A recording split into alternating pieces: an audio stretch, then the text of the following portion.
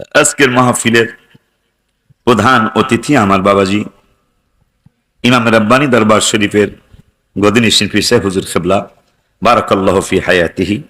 আমার পরে যিনি আসবেন আমারই ভাই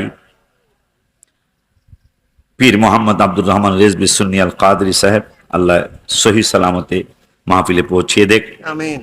আরো আছেন মুফতি মোহাম্মদ মোবারক হোসেন আল কাদরি বাবাজি, আরো অনেক বক্তার নাম আছে। সব বক্তাদেরকে স্মরণ করে উপস্থিত আছেন অত্র এলাকার মুরব্বী বাবারা, যুবক ভাইয়েরা, সমবয়সী বন্ধুরা, ছোট্ট ছোট্ট স্নেহের কচি কচি বাবারা, পর্দার আড়ালে সরলা অবলা মা ও বোনেরা, সকলের খেদমতে আমার অন্তরের অন্তরস্থল থেকে বিশেষ করে যারা দোকানে আছেন এগো সালামটা একটু জোরে দেব, কারণ দোকানের বাজানরা একজনও কিন্তু দোকানের কথা কই এখানে আসে নাই, কথা কয় না।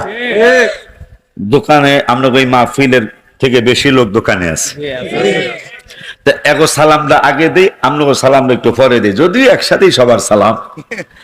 দোকানে যে কাস্টমার বাজানরা আছেন প্রত্যেকেই বাড়ির থেকে বলে আসছেন ইমামের রাব্বানী দরবার শরীফ পিসা হুজুর পেলে আসবে, আব্দুর রহমান রেজবি হুজুর আসবে, ওলিউল্লাহ হুজুর আসবে, একটু ওয়াজ শুনে আসে। কিন্তু আপনি কিন্তু কথা ঠিক রাখেন নাই, আপনি গেছেন গা দোহানে, কথা কয় না, আপনি দোহানে গেছেন গা। এই জন্য সবাইরই সালাম, কিন্তু এই এক্সট্রা সালামটা কাস্টমারদেরকে আসসালামু আলাইকুম ওয়া রাহমাতুল্লাহি ওয়া বারাকাতুহু জোরে দিলাম, যদি না হনে।